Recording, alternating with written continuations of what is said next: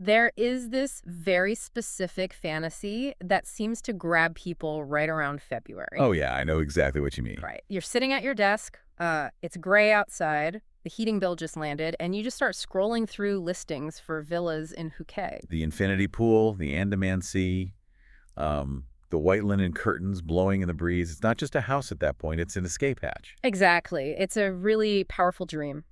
But today, we are going to grab a pin and, well, pop that bubble, or rather, we're going to show you how to keep that bubble from bursting after you've already wired the money. Because there is absolutely nothing worse than buying paradise and waking up in a construction nightmare. We are talking about the pre-delivery inspection, or the PDI. And before you tune out, because that sounds like dry paperwork, this is actually the single most high-stakes poker game you will play in the entire real estate process. It really is. This is the moment where you have all the leverage. And if you don't use it right then, you lose it. It is the literal difference between owning an asset and owning a liability. And what is exciting about this deep dive is that we aren't just riffing here.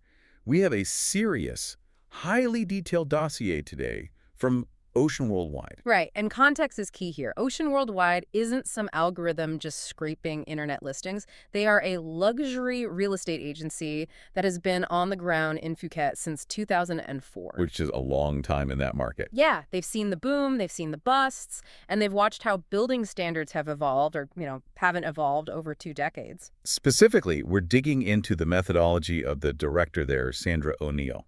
She has guided thousands of families and investors through this exact process. Yeah. And when someone with 20 years of experience hands you a checklist and says, check the roof void for water stains, you don't ask why. You just get a ladder.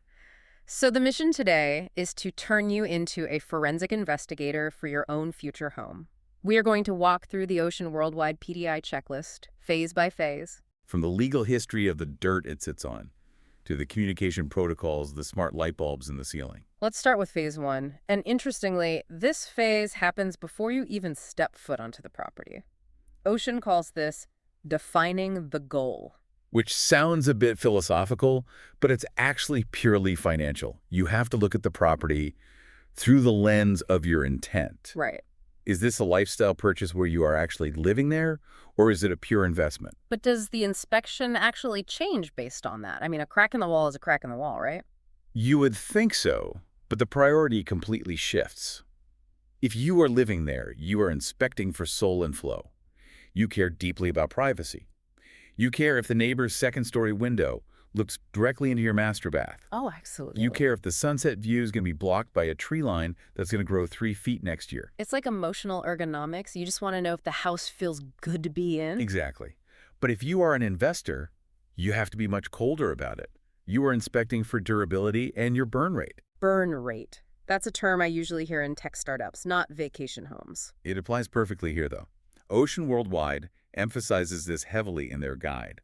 You need to calculate the ongoing, hidden costs of keeping the building alive. Right, the stuff beyond the mortgage. Exactly. We're talking about staff wages, common area management fees, taxes, and the big one people always forget, the sinking fund. Okay, let's unpack the sinking fund. Explain that to me like I'm a first-time buyer in Thailand. Think of it as a mandatory savings account for the building itself. If you buy into a villa complex, things will inevitably break. The communal pool pump will die. The access road will need repaving. And the sinking fund covers that. Right. So during your inspection of the paperwork, you need to verify if this fund is actually healthy. Because if it's empty, who pays for those repairs? You do. If the development is 5 years old and the fund is completely depleted, you are walking right into a special assessment. Which means a surprise bill for $10,000 just because the communal roof needs doing. Precisely. And if you're an investor, that kills your yield instantly. So phase 1 is really about checking the math before you check the mortar. That is a fantastic way to put it. Okay, so let's say the math works out. We drive up to the villa. It looks absolutely stunning. Modern architecture, sleek lines, floor-to-ceiling glass. This brings us to phase 2, which is the bones. And the trap here is what Ocean calls the facade trap. Phuket developers are absolute masters of curb appeal. It looks sleek, but you have to constantly remember where you are. You're in the tropics. Sun, sand, and cocktails. Sun, salt, and intense monsoon rain. Water is the enemy here. It is the #1 destroyer of property in Southeast Asia. Wow. People from drier climates really underestimate just how much water comes down in a single hour during the rainy season. So when I'm looking at the roof, I'm not just looking for a couple of missing tiles. No, you need to look at the pitch and the Yeah. ceiling. But here is the pro tip from the Ocean dossier that I absolutely loved. Get up into the attic space, the roof void. Is that even usually accessible? It should be. And honestly, most buyers never look up there because it's hot, it's dusty, there might be bugs. But you have to. If you see water stains on the underside of the roof structure or sitting on top of the insulation, you either walk away or you demand a full roof replacement. Because that means the primary ceiling has already failed. It means the barrier is compromised. In a tropical downpour, a tiny leak becomes a waterfall very fast. Your ceiling is going to turn into a sponge. And what about once the water actually hits the ground? Drainage feels like one of those things people completely ignore because it's just not sexy. They ignore it right up until the living room floods. You need to verify the flow. This is crucial. Ocean Worldwide explicitly mentions checking the gradient. Does the patio slope away from the house? That sounds obvious. It does, but I've seen multi-million-dollar luxury builds where the terrace tilts slightly toward the sliding glass doors. So one heavy rain and the water just pools right against the glass. And eventually it goes under it. You want to see high-capacity gutters and downpipes that dump water far away from the foundation. If the downpipe ends right at the base of the exterior wall, that's foundation rot just waiting to happen. Okay, let's talk about the pool. In Phuket, the pool is basically the second living room. It's where you are spending 80% of your time. And it's the most expensive thing to fix if it goes wrong. You're looking for two main things here: structural integrity and mechanical health. Structural, I get cracks in the concrete, missing grout. Yes, but also drummy tiles. Drummy. Like a drum? Exactly. This is a great little test you can actually do yourself. Take a coin or a metal key and tap the tiles, especially around the waterline and the edge. If it sounds solid, great. If it sounds hollow or drummy, it means the adhesive behind the tile has failed. So the tile's basically just floating there. Pretty much. It might stay in place for a month or two, but eventually it pops off. You do not want to be retiling a massive infinity pool 6 months after you move in. Definitely not. And the mechanical side. You need to inspect the pump room. First, it shouldn't sound like a jet engine taking off. That means the pump is draining. And look at the pipework. Is it labeled? Do you know which valve turns off the skimmer and which one drains the pool? Right, if there's an emergency. Yeah. If it's just a spaghetti mess of PVC pipes with absolutely no labels, that is a glaring sign of a lazy contractor. It kind of implies they cut corners everywhere else, too. Exactly. It's a proxy for the overall quality of the build. All right, let's move inside phase 3. Inside the box, we've verified the shell keeps the water out. Now we're looking at the finish and the workmanship. The main advice here is to be tactile. Don't just look around with your hands in your pockets. Touch things. Walk barefoot. Why barefoot specifically? To feel for lipping. That's when one floor tile is laid slightly higher than the one right next to it. I hate that. It's a trip hazard, sure, but it's also just sloppy work. In a luxury villa, the floors should be glass smooth. If you're stubbing your toe on the living room tiles, it means the leveling process was rushed. And what about the open everything rule I saw in the notes? Ocean Worldwide is totally adamant about this. Open every single drawer. Close every single window, lock and unlock every single door. That feels incredibly tedious. If there are 50 drawers in a massive custom kitchen, I have to open all 50. Every single one. And here's why. Humidity causes wood to swell. If the joinery, the custom cabinetry, was installed without accounting for tropical expansion, those drawers are going to stick. Right. Or the hinges will misalign. Right. You really want to know if your kitchen costs are going to suddenly include hiring a carpenter to come in and shave down every single drawer and door frame. That makes perfect sense. Let's talk about the systems, the guts of the house, electrical and plumbing. This is where safety actually comes in. In a highly humid climate, electricity is dangerous. You need to open and check the distribution board, the breaker box. You are specifically looking for RCDs, which are residual current devices. These are the safety switches that instantly cut the power if there is a fault, right? Correct. If you are standing wet in a bathroom and touch a faulty light switch, the RCD is what saves your life. If the breaker box is just old-school fuses, that is a major safety code red. It needs to be modernized before you move in. And with plumbing, the dossier mentions something called the pressure test. Turn on every tap in the house. Flush every toilet. Do it simultaneously if you can get enough people to help. You want to see if the system can actually handle the peak load. But even more importantly, check the drainage in the showers Why is shower drainage such a specific focal point?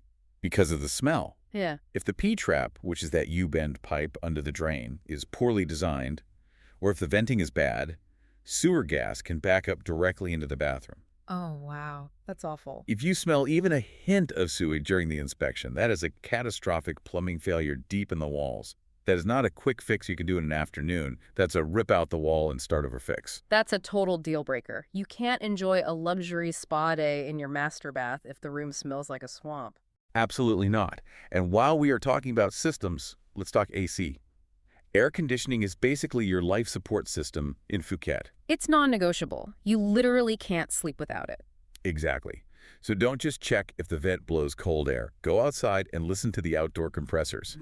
Are they rattling? Are they bolted down securely to the concrete? Right, because of the vibration? Yes. A vibrating compressor on a balcony can transmit low-frequency noise through the entire structure. You do not want your bedroom wall humming all night long. Okay, so the house works, the water flows, the lights stay on, the air is freezing cold. Now we get to the part that I think a lot of people overlook until it's way too late. Phase 4, which is safety, security, and privacy. The goldfish bowl effect. It's a real problem with these gorgeous glass boxes, isn't it? It really is. You inspect a property during the day, right? The sun is out, the glass reflects the light. It feels super private. But at night, when it's dark outside and you have all the lights on inside, you are literally on a stage. You need to check the sight lines. So you stand in the living room and look out.